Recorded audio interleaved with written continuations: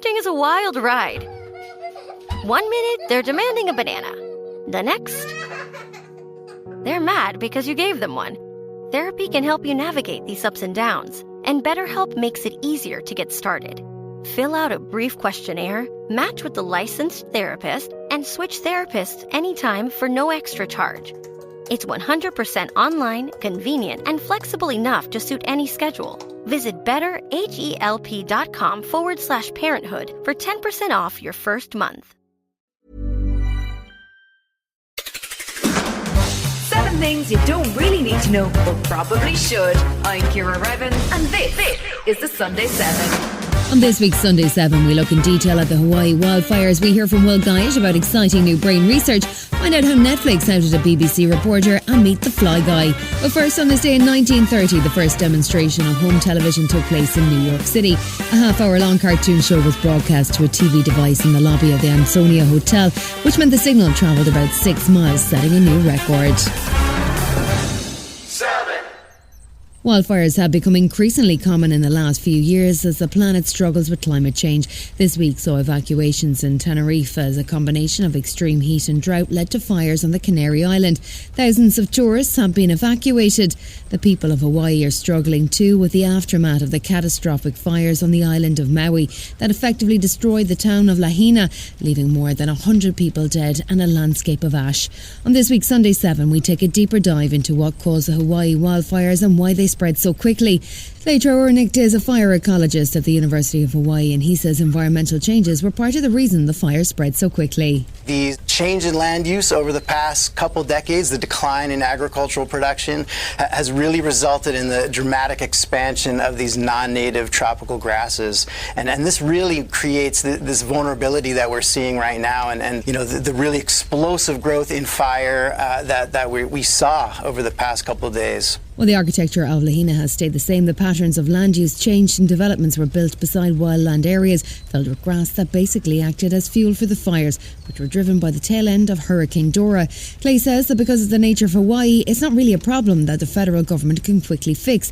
It needs a coordinated approach to the tropical landscape. We don't have these large tracts of federal land, and that's usually the mechanism through which, National Forests, Bureau of Land Management, these are the mechanisms, at least in the continental U.S., that funding kind of comes in for this kind of work. And what we're talking about for a disaster like this, to prevent the next one, is to support these efforts on the ground that are actually altering the condition of those fuels. And there are lots of examples, lots of people working on this, ranging from working with ranchers to do targeted grazing, doing fuel break networks to give firefighters a fighting chance, re-implementing traditional agriculture. There's examples of folks restoring taro, low-E wetland taro to actually act as fire breaks, all the way through to reforestation, where we're converting these fuels into something else, something less likely to burn. Elizabeth Pickett, co-director of the Hawaii Wildfire Management Organisation, says that while the landscape didn't help as fires spread, there's a bigger issue that's causing more fires in the first place. Over the past few decades, wildfire has been increasing in Hawaii as a result of changing climate, as a result of increases in invasive species, and a lot of our active agriculture going out of activity and becoming fallow. And so we have invasive species, we have fuels on the ground, we have all the conditions that make for a ripe wildfire environment where we have just so much increased risk on the ground. And then we have infrastructure and policies and communities who have not quite caught up with the level of threat that we face. She says the combination of factors on the ground meant that it all took just one random variable, in this case a hurricane, to generate a serious disaster. When you add in, hurricane force winds or any extra little variable to make it even more severe, we were all kind of waiting for the day that something like this would happen, but it's sad that it has arrived.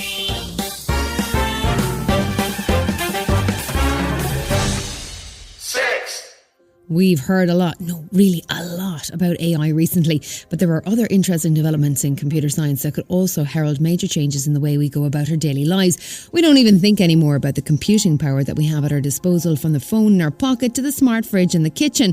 Well, what if computers become even faster and more powerful? It's time to start paying attention to the potential of quantum computing. Firstly, forget about bits of data. Now we're talking about qubits, which can exist simultaneously in multiple states. That means that computers can examine examine multiple solutions all at once. Michio Kaku is a professor of theoretical physics in the City College of New York, and he explained to CNN that we need to be thinking about waves instead of traditional computers. These waves can vibrate in any direction, and they're simultaneous, so that it can actually calculate 2 or 3 places at the same time. So think of a mouse in a maze. A digital computer would calculate the trajectory of each mouse at every joint, at every place where there's a decision to be made in a maze. That takes forever. Now, quantum computer instantly analyzes all possible modes, all possible trajectories simultaneously. Now, that violates common sense. Common sense says you cannot be 2 places at the same time.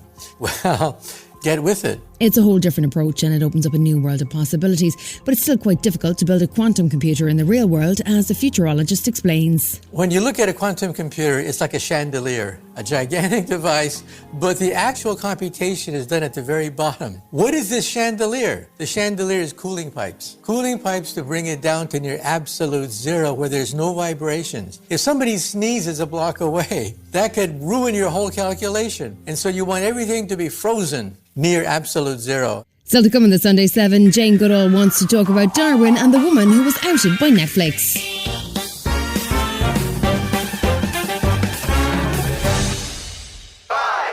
Well, Guyatt is the Smart 7's resident technical guru, and each week he brings us a new delight from the world of science and tech.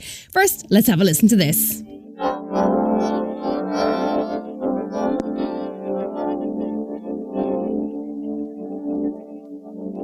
So, Will, what exactly is going on here?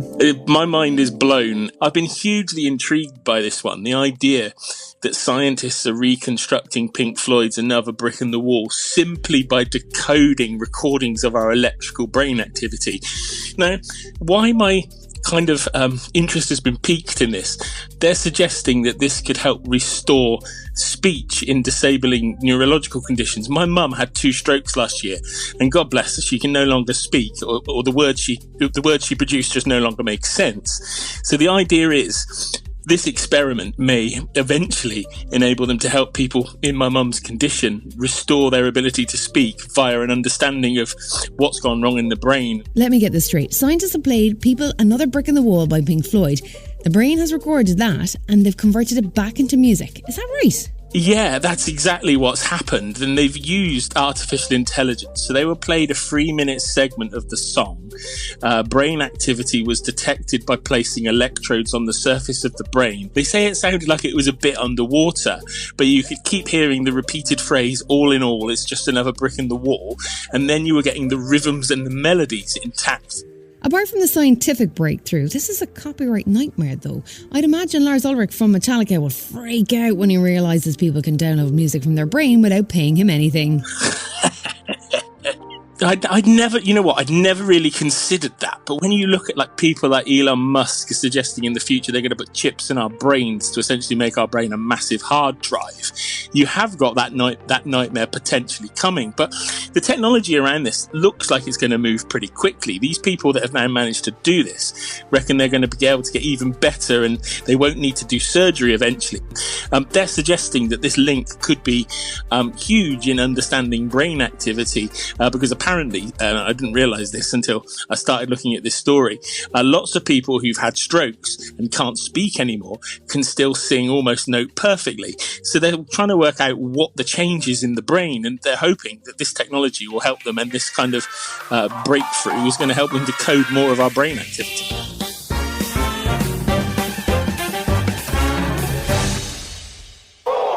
There aren't many primologists in the world who can claim to have been played by Hollywood royalty in a movie about their life, but Dame Jane Goodall certainly can, as Sigourney Weaver portrayed her in the 1998 movie Gorillas in the Mist. Dame Goodall is still working at 89 years of age, and she's still considered one of the world's leading experts on chimpanzees after more than 60 years of study.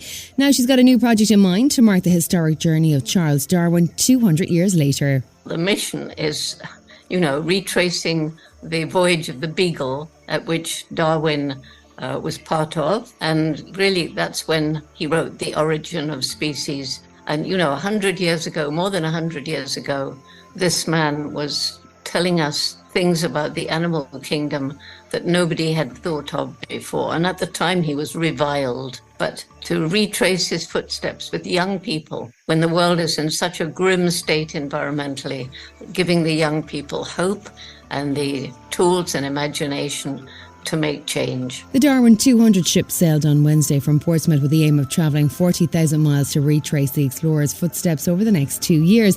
It'll help to train a new generation of explorers and conservationists, and Jane says she can see the change in the climate over her lifespan. There used to be very clear-cut, short rains, long rains, dry season. And now it's just a hodgepodge. It can rain in the dry season. It can be dry in the wet season. It's affecting the appearance of plants, which of course affects insects. We need to continue observing the animals and their behavior, because that's one indication of the effect that climate change is having on chimpanzees and the other animals. Still to come on the Sunday 7, we meet Australia's fly guy and hear about the woman who got outed by her Netflix recommendations. Right after this. Parenting is a wild ride. 1 minute, they're demanding a banana. The next, they're mad because you gave them one. Therapy can help you navigate these ups and downs, and BetterHelp makes it easier to get started. Fill out a brief questionnaire, match with the licensed therapist, and switch therapists anytime for no extra charge. It's 100% online, convenient, and flexible enough to suit any schedule. Visit betterhelp.com/parenthood for 10% off your first month. Welcome back.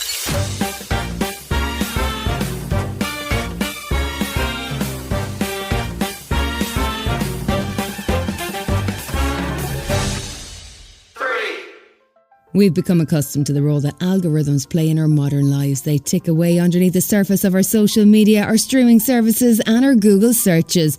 But how much do these algorithms actually know about us based on our everyday choices? BBC reporter Ellie has made headlines this week as she revealed that her Netflix appeared to realise she was bisexual even before she did herself. She spoke to BBC's Women's Hour. So I was in my second year of university.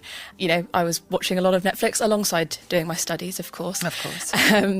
And I noticed that I was getting a lot of recommendations for, I would say, quite niche TV programmes with lesbian characters or bisexual storylines. And I didn't think that much of it, to be honest. But when I told my friends about it, and these are people who, in any other sense, are basically the same as me, with the same interests, with the same age, do the same courses, they'd never heard of them. Again, I just thought, oh, that's interesting. I wonder why I'm getting these recommendations. And yeah, cut to 6 months later, I realised that I was bisexual. And I thought, oh gosh, it really feels like Netflix knew first. She's made a documentary on the subject for the BBC World Service, digging into how exactly the algorithms work and how much data they actually have on us. And it's not just as simple as recommendations based on what other people who watched a particular show watched next.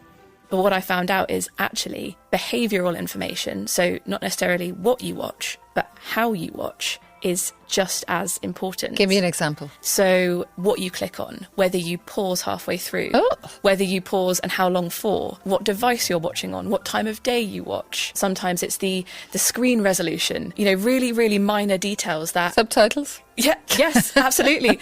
All of these things, they to us they mean not very much. But if you think that a machine learning algorithm, which is bringing these recommendations, it has so much data and it draws patterns.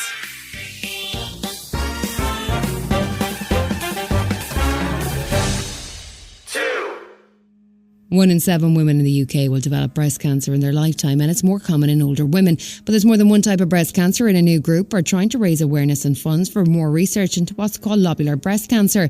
Dr. Susan Michaelis is an honorary research fellow at the University of Stirling's Environmental Health Research Group, and she's campaigning to raise awareness. She's also a lobular breast cancer survivor, and she explained to Sky News how it's quite different.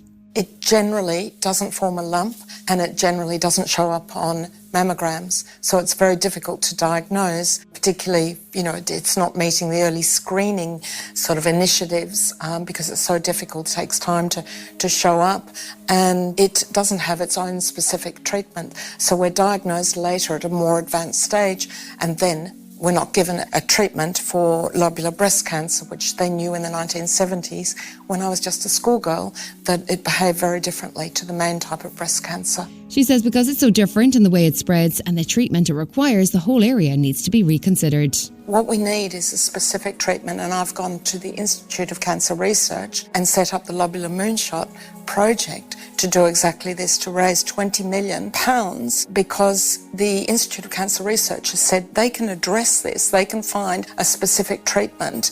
And, you know, there are others working on this, but we need a whole change in approach.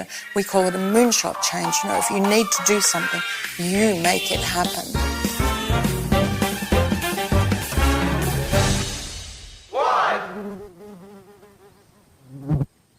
It's one of those annoying summer sounds, a buzzing fly somewhere in your room, or even a mosquito zipping around your ceiling late at night. No one could love a fly, right? Or insects generally. Well, you're wrong. Meet Australian entomologist and author Dr. Bryan Lessard. He's known as the fly guy. If you told me as a kid that I would become a fly scientist, I probably would have laughed. But it wasn't until university where I took a lecture in forensic entomology and learnt how flies could be sexy and maggots can help solve crime, and that's what sparked my passion, and I've been studying flies ever since. I'm not sure that flies are very sexy, but our fly guy says a lot of the work insects do and nature is unappreciated. So maybe before you grab that rolled up newspaper, I'd think about the ecosystem and open the window instead. Insects are so beautiful and do super important jobs in nature that we take for granted. They're the essential workers pollinating the food that we eat and cleaning our rivers and ecosystems. And one day they might even be the next superfood because they're high in protein and sustainable to farm. This has been the Sunday 7. However you're listening, do us a favour and hit the follow button. We'll be back tomorrow at 7 a.m. with the regular Smart 7 Ireland edition. Have a great rest of the weekend. Written, produced and published by Daft Doris. The United States Border Patrol has exciting and rewarding career opportunities with the nation's largest law enforcement organization. Border Patrol agents enjoy great pay, outstanding federal benefits, and up to $20,000 in recruitment incentives. If you are looking for a way to serve something greater than yourself, consider the U.S. Border Patrol. Learn more online at cbp.gov/careers/USBP. That's cbp.gov/careers/USBP.